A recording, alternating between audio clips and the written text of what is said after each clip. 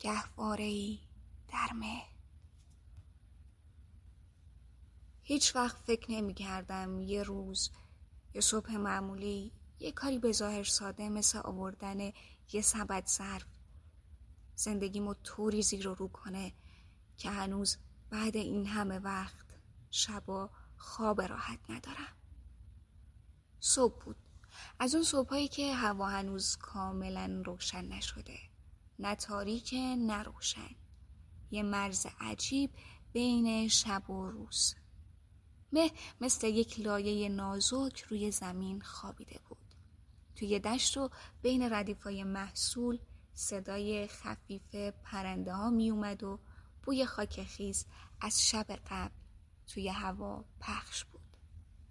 ما خانواده‌ای هستیم که سالها زراعت داریم. زمینمون دور از روستاست، حدود 10-15 دقیقه راه خاکی داره. اون روز هم مثل همیشه رفتیم محصول جمع کنیم. همه چیز عادی بود. هیچ نشونه ای از اون چیزی که قرار بود ببینم وجود نداشت. کار که تموم شد داشتیم برمیگشتیم که مادرم گفت سبد ظرفا جا مونده. گفتم باشه، من برمیگردم و میارمش.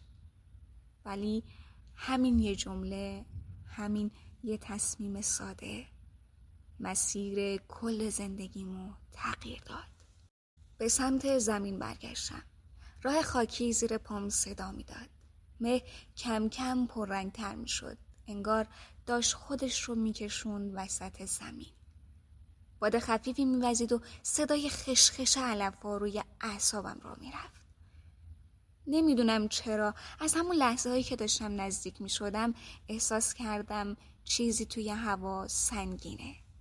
نه صدایی، نه حیوانی، نه انسانی، اما یه حس، یه سایه، یه نگاه از پشت گردنم شروع شد و لرز تا ستون فقراتم رفت پایین.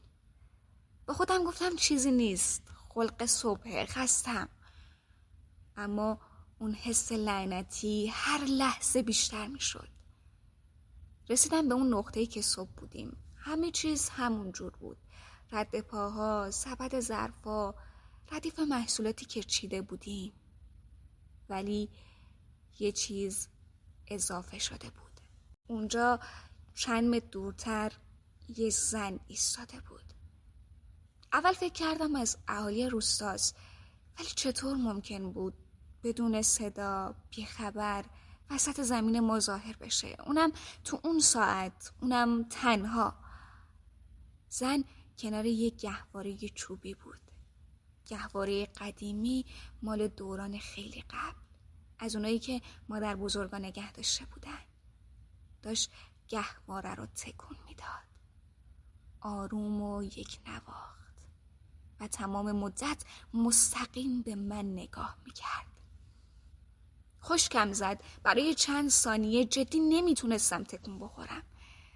انگار پاهام به زمین چسبیده بودن. حتی جرأت نکردم نفس عمیق بکشم. زن لبخند نمیزد، حرف نمیزد، حرکت اضافه‌ای نداشت. فقط تکون دادن گهواره و نگاه کردن. یه نگاه خالی، سنگین، خنثی. انگار سالهاست چیزی حس نکرده. قلبم داشت از توی گلوم میزد بیرون. هیچ موقع توی عمرم همچین ترسی و تجربه نکرده بودم. کم کم عقلم برگشت.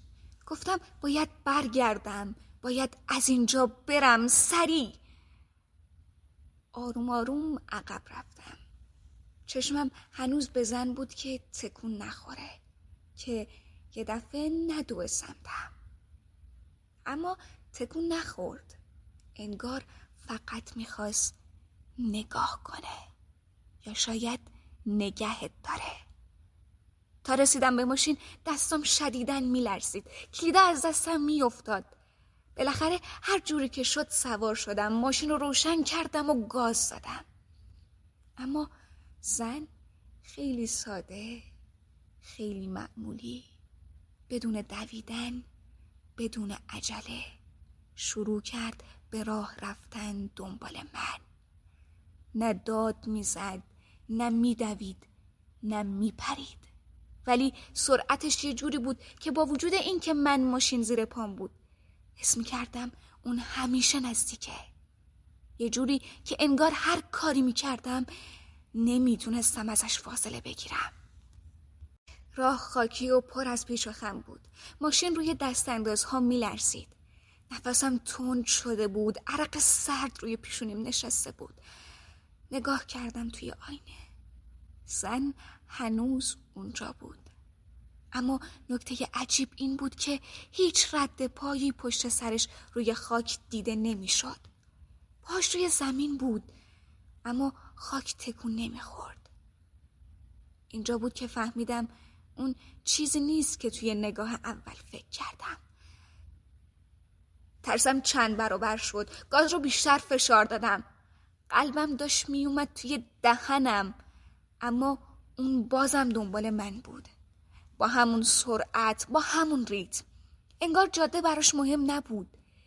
یه پیچ تند رو رد کردم. ماشین تقریبا لیز خورد. توی آینه نگاه کردم و برای اولین بار زن نبود. یا حداقل فکر کردم نیست. رفتم چند ثانیه جلوتر. یهو از گوشه آینه سایه‌شو دیدم. اون زاویه‌ای که آدم‌ها نمیتونن به اون سرعت تغییر جهت بدن.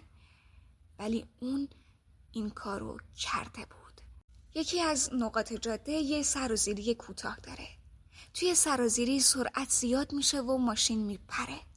گاز دادم سریعتر و سریعتر.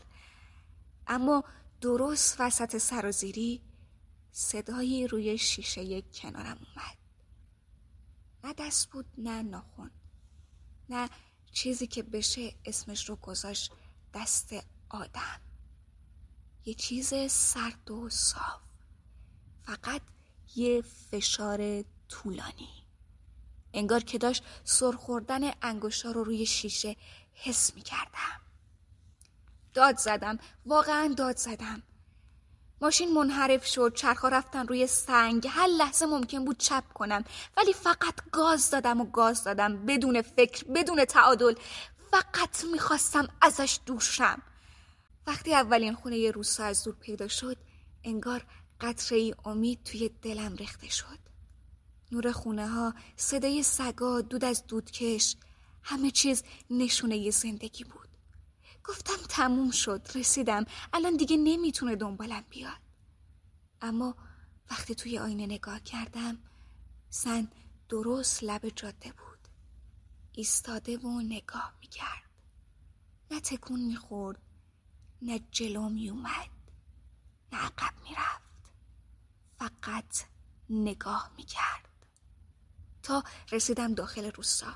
اون ناپدید شد. انگار هیچ وقت وجود نداشته. انگار همش توهم بود.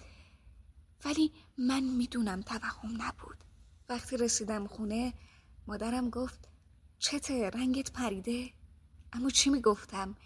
میگفتم یه زن مرده، یه موجود، یه سایه دنبال من کرده. میگفتم دستش روی شیشه ماشینم مونده. میگفتم چشاش هنوز جلوی صورتمه. فقط گفتم چیزیم نیست، خستم. ولی از اون روز زندگیم به قبل و بعد تقسیم شد.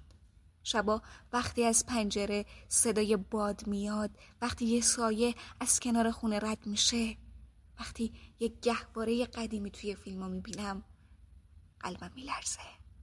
و بدتر از همه چند بار، خیلی کم اما اتفاق افتاد. وقتی شب از کنار آینه ماشین رد شدم، قسم میخورم نگاه کسی رو حس کردم. و هر بار یک لحظه، یک ثانیه، فقط یک چشم بر هم زدن، انگار اون هنوز دنبال منه. دنبال لحظه‌ای که من دوباره تنها برم توی زمین.